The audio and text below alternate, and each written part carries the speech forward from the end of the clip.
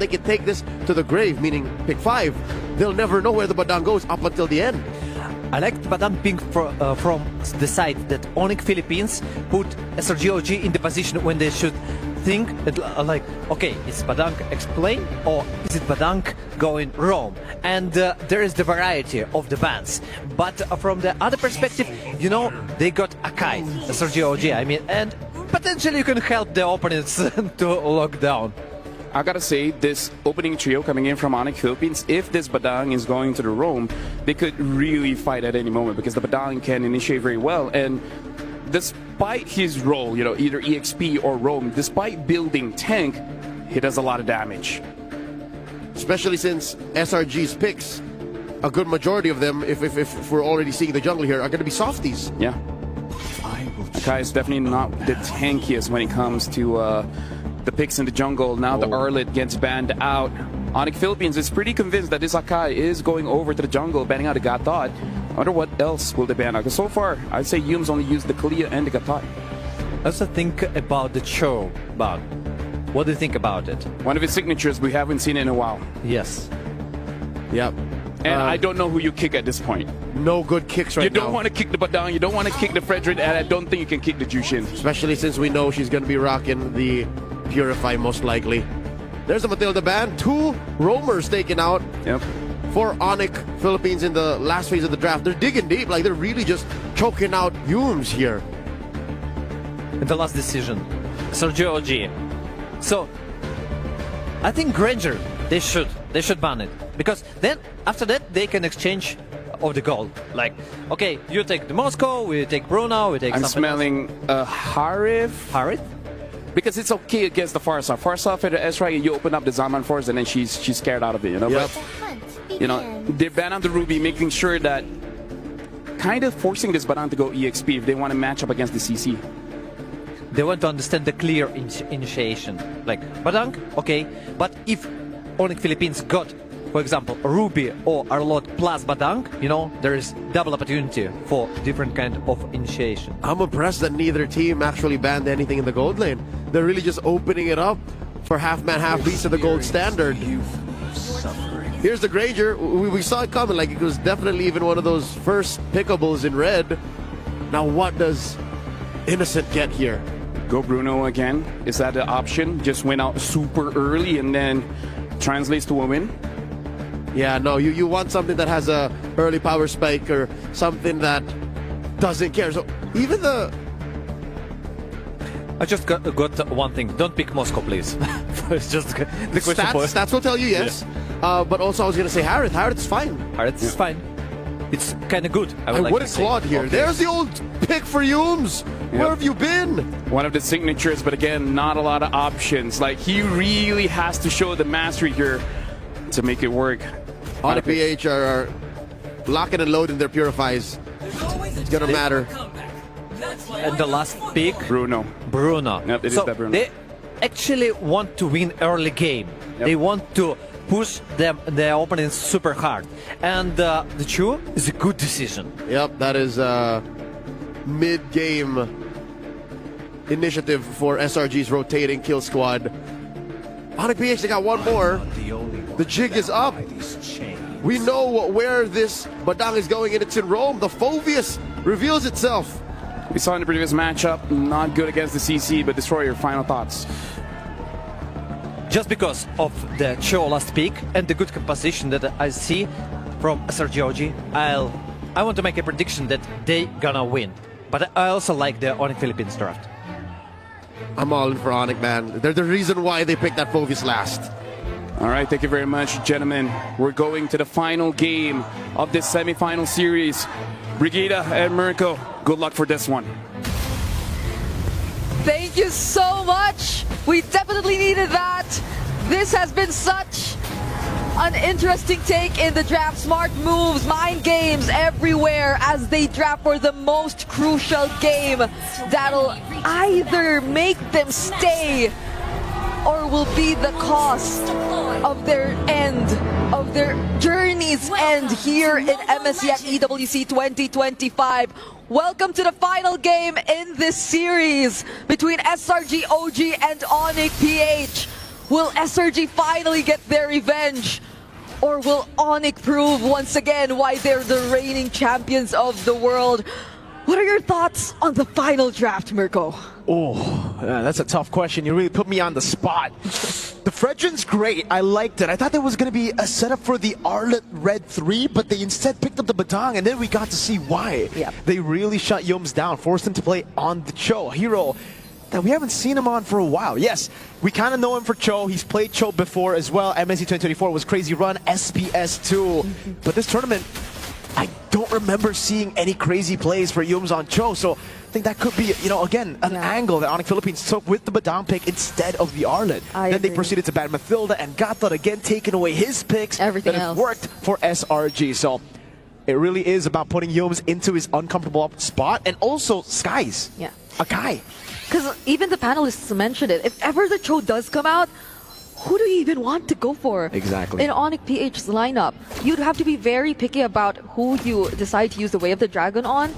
And even if you do get to land a kick, you definitely have to have Stormy by your side, because that's where majority of the damage is going to come from. Innocent will have to take a bit more time before he gets to deliver in terms of damage. And that's another thing. You don't see how well coordinated or the idea of the combos between the lineups or the pairings in SRG OG's draft so far is going to work. But that's a mini skirmish before the turtle fight, so let's see who gets the advantage in this first objective of the game. Yeah, good poke earlier to Cram. Now Super Prince to be caught in the mid lane. Still able to get level 4 in time. Pops in the Lancer Flare on Yums. Skies has the heavy spin. Kirk has the Vengeance, actually. Dark Wave already used up. Now going to go for the pick, and it will be on Skies. That's going to be the in front of pursuit coming down. Still a red tree win for Skies. But their airstrike and the curtain call locking him down as Kirk doesn't survive this battle. Stormy picks up the first blood. Brusco caught in the top spot. Yums walks back up. It's a double! Away the Dragon as he flickers forward. Kelra walking into the fight again. A beautiful taunt as well. Cram thrown back into turret range. Fringe with the Crimson Beacon. Now trying to turn things around, but it will end at a 2-for-2. So many things didn't land, miscoordination from Onph PH, and you see the knockups and the interruptions coming in too well for SRG OG. That heavy spin which just prevented everyone else from coming in, and that two-man knockup coming in from Yums. So essentially, maybe it doesn't necessarily have to be all on the Way of the Dragon. It's in the way Yums could just literally destroy and break the tempo for Onph PH here, because that's what we saw in that particular fight. And even that missed flicker combo from Brusco, that meant a lot, because Stormy was just too free. Stormy's 2-0 on this Sparsa, and that's not going to be too good if you're Onph PH. And you can really see, I would say, Kirk struggle a bit in that team fight. Yes, he has the Vengeance. He knows he's going to be pinned down a lot of times, but I think we would expect the Phobius to do a bit more in Turtle 1. He was just completely nailed down to the ground, and SRG didn't really feel the pressure of the Phobius. It did seem like Kirk and Cram had a battle of their own.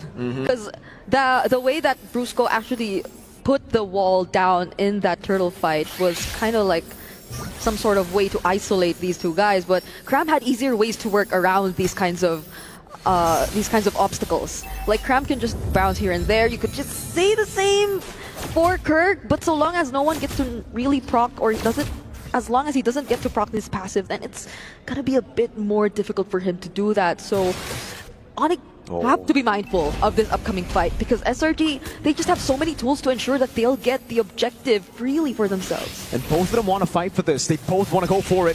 Yums with the Jikundo canceled out. No way to Dragon follow up. There's a curtain call. Will lock in Kong down. Still, Skies baited in. Kirk going in front of pursuit again. And Skies popping in the heavy spin early. Super Prince popping in a Crimson Beacon. Kirk getting the Dark Wave in the back. And now it's a round 3 battle won by Skies somehow. It's a taunt for Yums. Kelra gets the kill. Stormy with the killing spree back again as Brusco goes for the pin down on Skies, but it's Cram to get the kill. Stormy with the flicker forward, trying to go for the stun. Kelra kiting away, and it is a ruthless battle back and forth.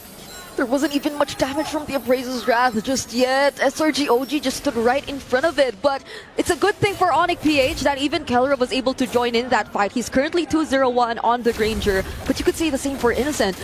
Innocent has been providing so much more damage than we expected him to, even when he needs to take a bit more time on the Bruno. And that's going to be a problem for Onph PH, because I feel like even Innocent just through the worldie could save himself a lot of times. And now, oh, that's so aggressive! Look at SRG OG! They're just working around their key members so well. The key member this game has been Stormy. The mid lane for Selangor Red Giants OG Esports from the first fight. That feathered airstrike landing on crucial targets, getting the damage done. Even when it's cancelled by Brusco, he's already gotten most of the damage out. Yums, great position. Brusco with a pin down now. Super Prince pops in the Lancer Flare. King Kong tries to go to chain CC him, and Stormy is right there with the taking. Feathered airstrike cancelled out instantly by Super Prince. Going for the Crimson Beak in the skies. Pops in heavy spin to go and defend, putting everyone away from Stormy. That was a lot of damage from this 4-0 Farsa. You have to admit it. You saw just how Onph literally scrambled after that. It was already surprising enough to see Super Friends go in with a Crimson Beacon blindly in that bush, where there were several members of SRG OG waiting for him, and that could have been something potentially for them, but at least he was able to walk away, not even using the flicker. But I think that's another conversation too. At least for Super Prince, for Brusco, for Kelra, they do have their flickers. But when Kirk does put himself in a spot where he just decides to full commit and SRG OG is just everywhere, he can't find a way to get out because he doesn't have the flicker. Oh.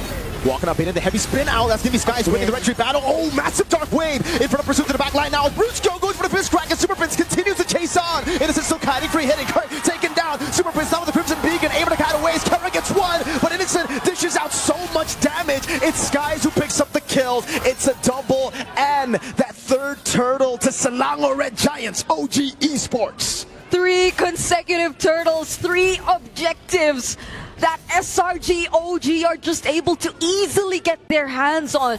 Emphasis on easily, just because of how useful this heavy spin is. And that's just one of the many things that makes all the objective takes a lot easier for SRG OG. You have Humes also with a potential threat on the setups.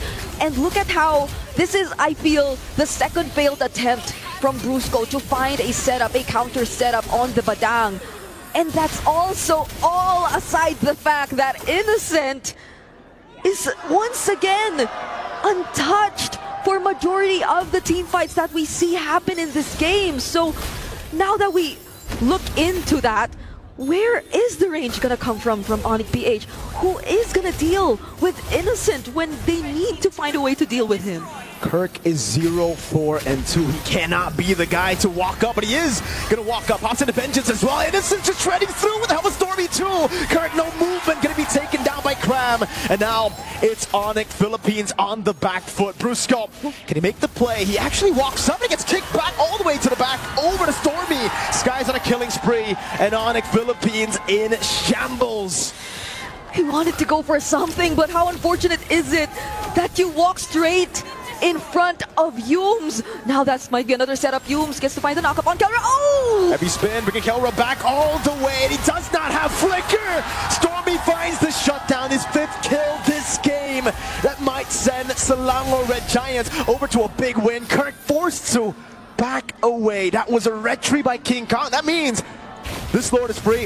SRG can get it, and they can snowball their way to the base of Onph Philippines. We can't see the value of the Vengeance just yet. Kirk is having such a hard time performing in the EXP lane on this Phobius. Even with the presence of a Cho, even despite the presence of Bruno, even despite all that, it just feels that Onph can't find the right way to make their lineup work together. So many conditions have to be met. And this is seemingly the complete opposite of what we saw from them in the previous game, where they were just able to make so many things happen all at once. Now it's SRG OG with a 5k gold lead. Kelra at least is very close in terms of gold, actually even a bit ahead against Innocent. But that's only Kelra. That's only if you look at Kelra. Only Kelra. The rest of them are all far behind, and I think most of the lead is on Cram. You can see the CC matchup against Phobius again. We already got to see it in the previous game. For Kirk, it was on the CC winning it out, and now Onph Philippines fall to the strat that got them the win. Again, the CC against Phoveus. It's a different approach, to be fair, right? It's a Phoveus with vengeance. But that makes it a bit weird. You're an all-in hero now. You walk up, and if you don't get a kill, you're dead. Kelra in the back, forced to flicker out. The Lord charges in to the base, and it'll be Skies brought back by the Lantern Flare. Kirk now at half HP. Kelra walking back again. It's good conceal already. Onph Philippines holding the base. The base turrets are all intact. But now the question is, for how long can they hold? That's all Onph PH has to do right now. Hold on to their base. Defend their base turrets as much as possible. Because SRG OG, they're just so close to once again returning to the grand final stage. If they make it happen in this upcoming siege, another feathered airstrike already committed by Stormy. That's already a lot of damage onto Prince and Kirk. Skies walks up a bit too aggressively and will get poked down. They have to play it slow. We've seen these kind of moments from Onph Philippines when it looks like it's impossible to turn the game around. They suddenly click. Yeah, it's that and one they moment. Capitalize on those little mistakes. We saw it from the Spirit match yesterday. And Selangor Red Giants OG Esports, they have studied it. They know how to play discipline. This isn't their first rodeo. Going back again, resetting. We get a look at the damage dealt ranking that is just led by Stormy on this Farsa. Such a monster. 2 times he's been able to zone Kelra, take him out of the fight before Onph Philippines can even do anything about it. Yeah, and we had this entire conversation about Fredrin being the face of utility junglers, but you know what? The way SRG OG are pulling this off, the Akai jungler consistently securing the objective, securing the turtles, and Stormy just feeling like that guy who just enables everyone, or maybe is even the guy everyone tries to play around in the early stages of the game. It just allowed SRG OG to arrive at this point in the game, and they can focus their attention to other members now, definitely on Innocent a bit more, because Innocent 2 is looking to be online. I don't think he's had to use the Purify at all yet in this game. Oh, Skies goes for the pin down. With a heavy spin already over to King Kong, he's still going to be able to take some shots, but Stormy gets the last one in. Lord not taken yet. Cram still has vengeance. It's a few shots over to him, but with no King Kong. That means Onph Philippines will have to give this one away. And SRG, again, are getting closer and closer to making it back to where they were just a year ago. King Kong, that was the first time he died in this game, but that was such bad timing. If you're Onph PH, SRG OG, as you've mentioned, they've been wanting to get revenge on Onph PH. After so long, they are yet to win against this team.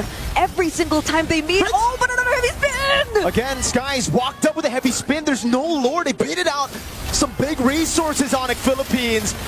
And it might be a case of SRG being too quick with it.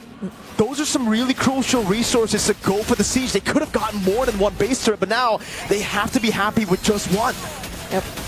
Onph PH have a lot of time to work on this Lord, on this objective. Oh, but there was an attempt. Feathered airstrike. Yums could have also looked for a setup, but at least got revealed just in time as they used the conceal. So as you've mentioned, Onph PH clearly still holding on. We're 14 minutes into this game. There's a lot of catching up to do when you look at the other matchups, when you look at the other heroes and players here for Onph PH, but everything looks good. If you look at Kelra, King Kong just a bit more behind in time, in terms, or if you look at him in comparison to Skies, but at this point we're transitioning into that part of the game where it's just really gonna matter on how you're able to serve as the front, how you're able to use those crucial energy eruptions, set things up for your team. Everything is it's gonna have to rely on Kelra. It's all on Kelra. We've seen him pull off masterful comebacks, clutch moments to turn things around against Spirit, against many other teams in the past, against RQ and SBS too, but now against the Red Giants, he's gonna need more than just a miracle, because you're right, Brig. It's just on Kelra. Onph Philippines usually in a comeback, they have much more damage dealers. Here, they have one. They have one dude. That's why I took my time. I've been trying to think of where else could the damage come from. who else could they potentially rely on? Because you could expect Super Friends to be another layer of crowd control, another way to set up to find the knockups and certain members of SRG OG, but not unless he does have the Sky Piercer too. We'll have to double check that later on. But it does feel like it's a bit more of a utility that Super Friends is serving right now in terms of Onph PH's lineup. So how well could they protect Kelra? How well could they play around Kelra? Lightning truncheon for Stormy. That's going to help him in, again, those feather airstrikes.